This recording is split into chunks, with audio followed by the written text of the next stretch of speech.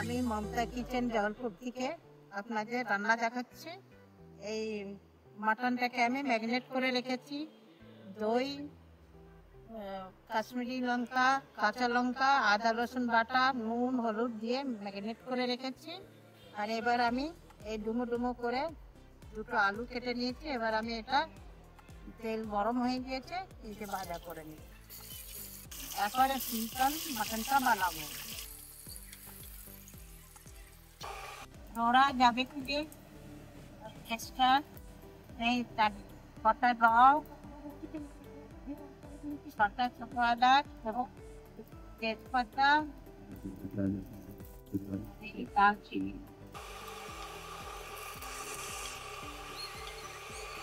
এবার আমার এটা হয়ে গিয়েছে। এবার কেটে রাখা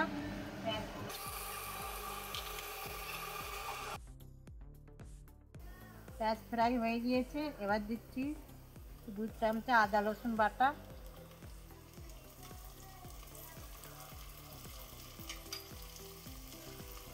এবার কাঁচা লঙ্কা বাটা,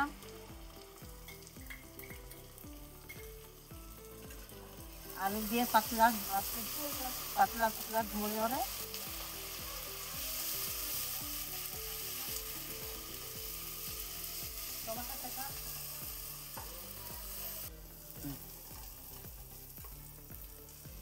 এবার আমার মশলাটা যখন পেঁয়াজ আর আদা রসুন বাটাটা, কাঁচা লঙ্কা বাটাটা হয়ে গেছে, একটু দেবো হলুদ,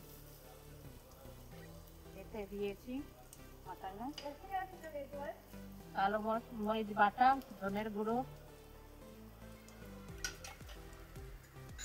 কাশ্মীরি লাল লঙ্কা,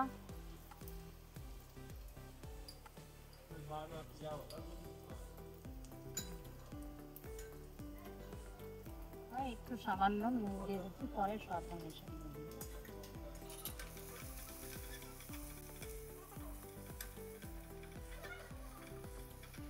এটা বেশ ভাজা হয়ে গিয়েছে,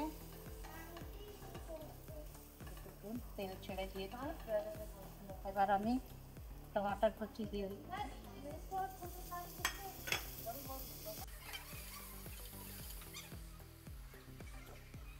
পাতিগুলো সব ধুয়ে দিয়ে আমি দিয়ে দিচ্ছি একটু সামান্য জল।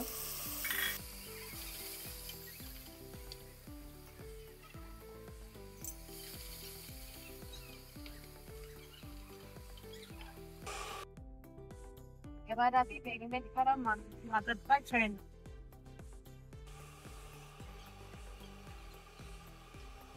চর্বি আছে তেলটা হবে, সেটাও আমি দিয়ে দেবো। একটু চর্বি আছে সেজন্য তেলটা একটু কম। এবার আমি এটা ধুয়ে এর মধ্যে দিয়ে, এবার আমি ভালো করে কষতে লাগবো।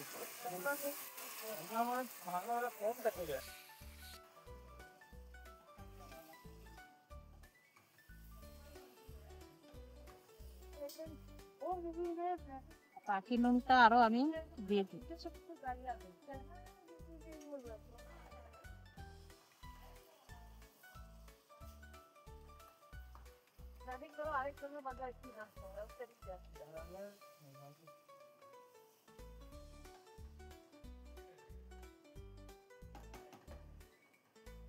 আর এবারে লুচি বানাবো।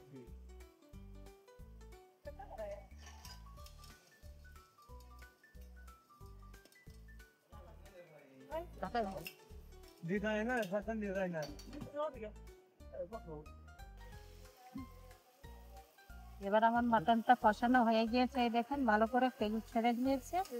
এই যে এবার আমি আলুটা দিয়ে একটু কষে নেব।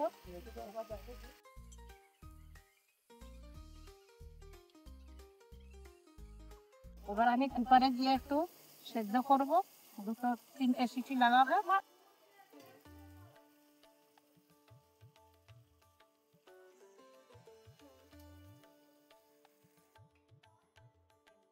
এবার আমি কুকারে দিয়ে 2টো সিটি লাগিয়ে নেব।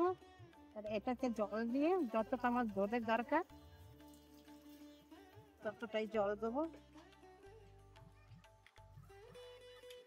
জলটা এতটাই দিতে হবে যে মাংসটার ওপরে না এসে যায়, একটু পাতলা ঝোল লাগবে।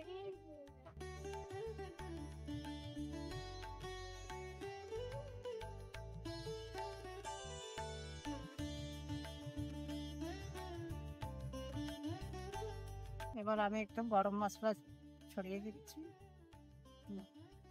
মাটন মশলা।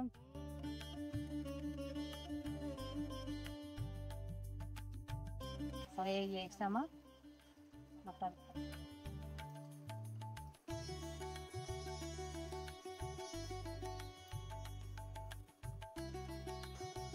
আপনাদের যদি ভালো লাগে এরকম ভাবে বানিয়ে খাবেন।